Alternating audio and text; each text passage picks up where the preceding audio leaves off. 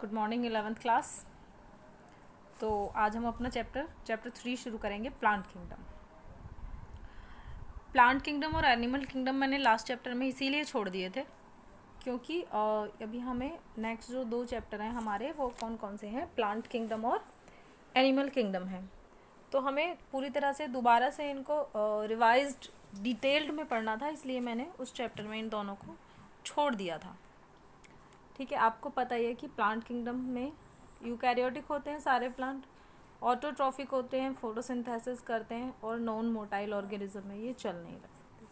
इनके पास cell wall होती है, ये हमने सब छोटी क्लास में आपने पढ़ा हुआ है, ये सेल्यूलोजिक सेल वॉल होती है। प्लास्टिड्स प्रेजेंट होते हैं। ठीक है, आपको पता ही है डिफरेंट डिफरेंट जो कलर्स हैं प्लांट के पास, उन्हें हम क्या कहते हैं, प्लास्टिड कहते हैं। आपने 10th क्लास में ये पढ़े भी थे। और ऑटोट्रॉफिक मोड ऑफ न्यूट्रिशन है, लेकिन कुछ ऐसे होते हैं जो हेटरोट्रॉफिक भी होते हैं, वो आपने उसमें भी पढ़ा था कि कुछ कैसे होते हैं, इंसेक्टोरियस होते हैं, उन्हें हम हेटरोट्रॉफिक कह देते हैं, लेकिन वो सिर्फ अपनी नाइट्रोजन रिक्वायरमेंट को फिल करने के लिए ही हेटरोट्रॉफिक न्यूट्रिशन मोड अपनाते हैं। मल्टी सेलुलर ऑर्गेनिजम्स होते हैं, लेकिन कुछ ऐसे भी हैं जिनमें कुछ एल्गी है, कारा वगैरह, जो यूनिसेलुलर है। ठीक है, इनकी लाइफ साइकिल कैसी है, ऑल्टरनेट होती है। मतलब वो 2 तरीके से अपने आप को क्या कर सकते हैं, प्रोड्यूस करते हैं कि अगर वो गैमिटोफाइटिक हैं तो वो हैप्लॉइड होंगे, और अगर स्पोर्स बना करके खुद को दोबारा से रिप्रोड्यूस कर रहे हैं तो वो डिप्लॉइड भी हो सकते हैं। अभी हमने लास्ट चैप्टर में, आपको याद होगा कि प्लाज्मोगेमी और कार्योगेमी हमने दोनों पढ़ी थी, कि पहले जब प्लाज्मा मिक्स होगा तो प्लाज्मोगेमी, उसके बाद जब दोनों न्यूक्लियस एक दूसरे के साथ मियोसिस करते हैं तो हम उसे क्या बोलते हैं, कार्योगेमी। नेक्स्ट पे आ जाते हैं कि फिर सिस्टम ऑफ क्लासिफिकेशन क्या था। तो सबसे पहला system of classification artificial system of classification दिया गया था। पढ़ाई है आपने कि कार्लस लीनियस ने दिया था इसे और इसने जो कैरेक्टर्स अपने क्लासिफिकेशन के लिए चुने थे वो कौन कौन से थे, habitat, colour, number and shape of leaves, और एंड्रोशियम की स्ट्रक्चर कैसी है, ये उसने अपने आर्टिफिशियल सिस्टम के लिए ये कैरेक्टर्स पकड़े थे। लेकिन बहुत सारे और भी कैरेक्टर्स होते हैं, आप जानते हैं, अगर हम बहुत बारीकी में चले जाएं, अब तो माइक्रोस्कोपिक हम हर चीज़ को पढ़ते हैं, तो इसको क्या स्वीकार नहीं किया गया, एक्सेप्ट नहीं रहा इसका क्लासिफिकेशन। क्या ड्रॉबैक्स रहे कि इसने बहुत ही थोड़े से कैरेक्टरिस्टिक्स को लिया था। ठीक है, जैसे कि कुछ बोथ वेजिटेटिव और सेक्सुअल कैरेक्टरिस्टिक उसने लिए थे, जबकि और भी ज़्यादा कैरेक्टर्स उसको लेने चाहिए थे। ठीक है, रिलेशनशिप 2 प्लांट्स के बीच में और डिफरेंस जो थे वो ये कंसीडर नहीं कर पाए। उसके बाद फिर दूसरा आया नेचुरल सिस्टम ऑफ क्लासिफिकेशन, जिसे बेंथम और हुकर ने दिया था। इन्होंने क्या किया कि इन्होंने जो जीन था प्लैंथेरम, उसको इन्होंने नेचुरल क्लासिफिकेशन के थ्रू डिवाइड किया। नेचुरल क्लासिफिकेशन जो था, इन्होंने थोड़ी सी कंपैरेटिव स्टडी में थोड़े से नंबर ऑफ कैरेक्टर्स इन्होंने बढ़ा दिए थे। ठीक है, कुछ नेचुरल सिमिलैरिटीज़ और डिससिमिलैरिटीज़ को इन्होंने इसमें शामिल किया था। सभी जितने भी नेचुरल ऑर्गेनिज्म मिल रहे थे, कौन कौन से कैरेक्टर्स इन्होंने यूज़ किए बच्चों, इन्होंने उनसे थोड़े ज़्यादा यूज़ किए थे। मॉर्फोलॉजी का मतलब आप समझते ही हो, जो बनावट होती है किस चीज़ की, उसे मॉर्फोलॉजी कहते हैं। एनाटॉमी आपको पता ही है, एनाटॉमी में हम क्या पढ़ते हैं कि जैसे कि स्ट्रक्चर कैसा है किसी भी उसका, कि मतलब 2 हाथ हैं, 4 हाथ हैं, इस तरीके से जो स्ट्रक्चर के बारे में हम पढ़ते हैं। मॉर्फोलॉजी में तो आउटर स्ट्रक्चर आ जाता है, और उसमें एनाटॉमी में थोड़ा ज़्यादा हम डिटेल में चले जाते हैं। साइटोलॉजी आपको पता ही है, जो हम सेल की स्टडी करेंगे तो साइटोलॉजी। फिजियोलॉजी क्या होती है, फिजियोलॉजी हो गई आपकी कि जो जो हमारे अंदर जो रिएक्शंस होती हैं वो सारी फिजियोलॉजी में आती है। अब देखो, एक ये नया वर्ड आई, बाकी तो वर्ड आपने पहली क्लास में पढ़े हुए हैं। ऑन्टोजिनी क्या होती है बच्चों, ऑन्टोजिनी होती है कि जब कोई भी ऑर्गेनिज्म डेवलप्ड करेगा अपने आप को, तो वो किन किन स्टेज से गुजरा था उसको एंटोजिनी बोलते हैं। जैसे सबसे पहले, जैसे हम अगर ह्यूमन बीइंग को लें तो वो पहले क्या था, एक सेल से जाइगोट बना, जाइगोट से एम्ब्रियो, फिर फीटस, फिर डिफरेंट उसमें हार्ट, ये बनता गया, ऐसे से वो डेवलप होता गया। तो जाइगोट से लेकर के एक फुल जो स्ट्रक्चर होता है उसका ओरिजिनल स्ट्रक्चर में पहुंचने में जितने भी डेवलपमेंट है उसे एंटोजिनी में हम पढ़ते हैं। रिप्रोडक्शन आपको पता ही है, साइटोकेमिस्ट्री आपको पता है कि जो भी सेल के अंदर जितनी भी केमिकल रिएक्शन हो रही है उसे हम साइटोकेमिस्ट्री, और बायोकेमिस्ट्री में हमारी पूरी बॉडी के अंदर होने वाली सारी रिएक्शंस आ जाती हैं, उसे हम बायोकेमिस्ट्री कहते हैं। लेकिन उसके बावजूद भी क्या था कि इनका एक ड्रॉबैक क्या रहा कि इसने इमोशनल हिस्ट्री के ऊपर कुछ भी अपने सिस्टम में शामिल नहीं किया। कोई आइडिया ही नहीं मिला भाई कौन किसका रिश्तेदार है, कौन किसका पूर्वज है।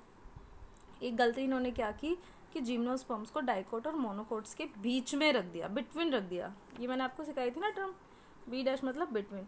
और आपको पता ही है कि जिम्नोस्पर्म तो खुद जाकर के 2 पार्ट्स में डिवाइड हो जाते हैं, डाइकोट्स और मोनोकोट में, तो उसके बीच में कैसे आ सकता है, वो तो इसी का पार्ट है।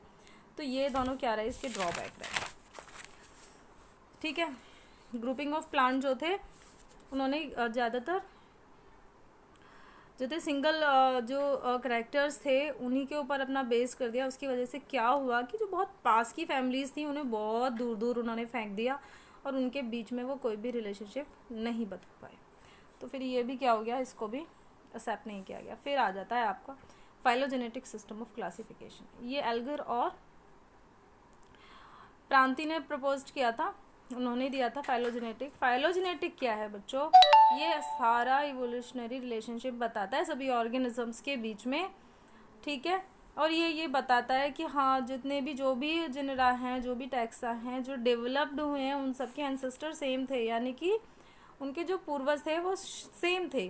तो उन्होंने कहीं ना कहीं उन रिफ्लेक्शंस को, उन स्ट्रक्चर्स को आपस में, उन रिलेशनशिप को एज्यूम करके दिखाया कि जो सेम टैक्सा है वो सभी कहाँ से डेवलप्ड हुए हैं। ठीक है, फिर उन्होंने मान लो किसी चीज़ का फॉसिल ना मिले तो वो अपनी बात प्रूव कैसे करेंगे। तो अगर फॉसिल एज ए एविडेंस नहीं मिल रहा है, फॉसिल का मतलब आपको पता ही ना, जैसे कुछ डायनासोर्स हमें दबे हुए मिल गए हैं किसी पत्थर पे, कोई चीज़, मतलब जैसे हम नॉर्मल बोलते हैं अवशेष मिल जाना, तो वो एविडेंस अगर नहीं मिलते तो उन्होंने कंसिडरेशन के लिए कुछ और एविडेंस को लिया उसमें, जो कुछ ब्रांचेस थी, कौन कौन सी थी, कोई बी बना हुआ है, मेरी राइटिंग थोड़ा समझ लिया करो आप, अब समझने लगे होगे। ब्रांचेस थी, कौन कौन सी ब्रांचेस इन्होंने शामिल की थी।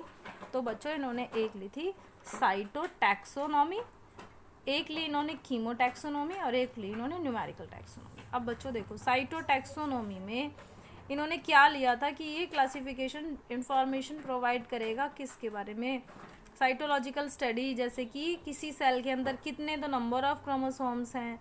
ठीक है, उसका मियोटिक बिहेवियर कैसा है उन क्रोमोसोम्स का, 1 से 2 बने कि 2 से 1 बने। ठीक है, इसको हम साइटोटैक्सोनॉमी में रखते हैं।